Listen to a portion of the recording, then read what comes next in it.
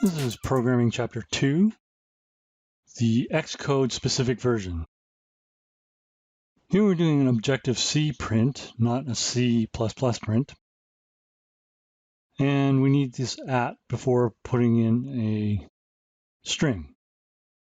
So this prints out 5 plus 7, literally. It's not a calculation. Here, we're printing an integer expression. So this will calculate 5 plus 7 and print that out. Here again, we have another literal.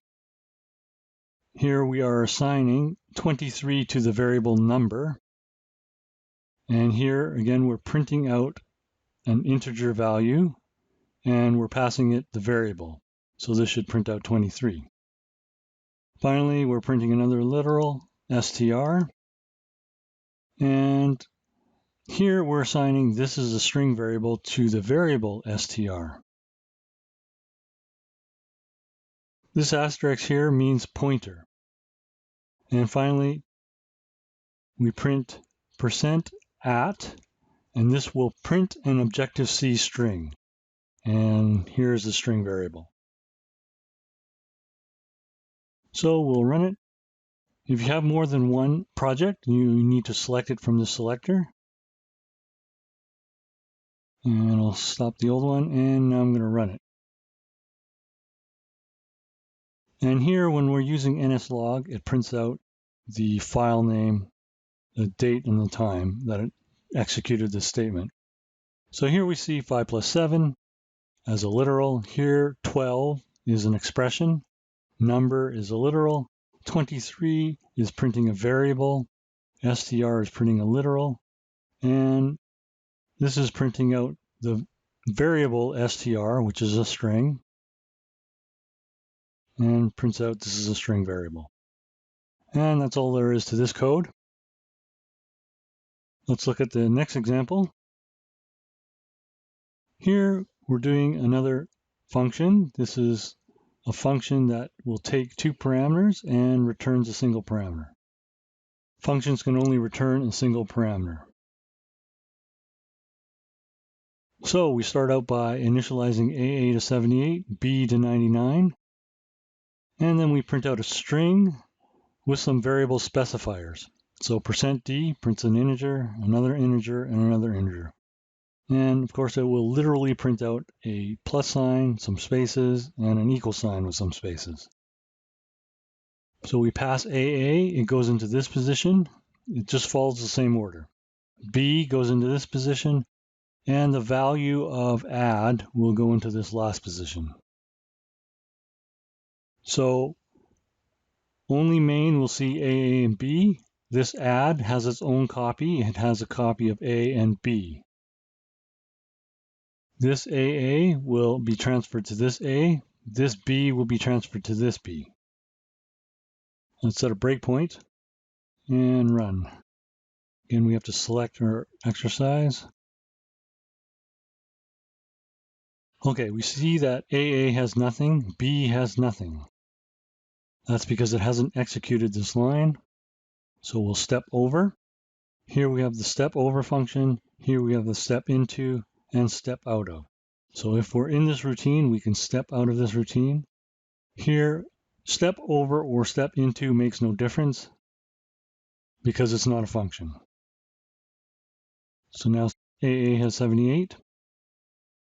Step into, we'll just go over. So B has 99. And again, we're going to pass this into A and B. And we'll step into. Now we're into this routine. We can see A is 78 and B is 99. And we'll just step over. And step over again. And it prints this out, which is what we expect. And we can just continue running, and it's finished. Let's look at exercise 2.2.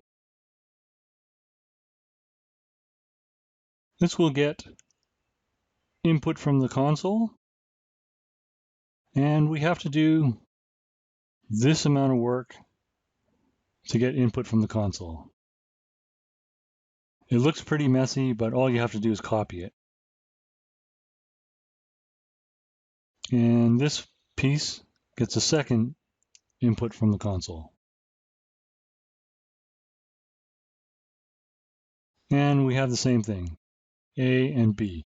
This time, we're not initializing a hard-code value to A and B. We're just getting it from the console. So let's just run this. So let's just enter 57, 84.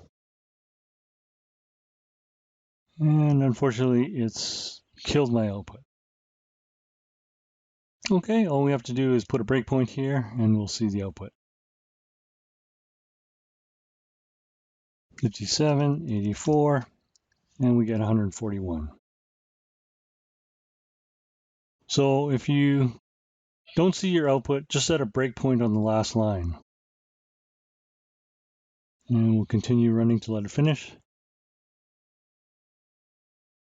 We click on this tab to show our files. Let's look at exercise 2.3. This improves on our last program by having a loop. And we check for a sentinel. Q is our sentinel. It'll accept an uppercase or a lowercase sentinel. And it only checks the first character, so if you want to type in something like quit, it'll accept that. So let's just run this. Okay, enter 57, 84, and it asks us for more input. 88, 23, and we'll type quit. So all you have to do is know that you need this for your input, this for your check. Again, I use Q. You could use anything you like. You can have exit or something else. And this will convert the string into a number. And that completes this portion of the Xcode tutorial.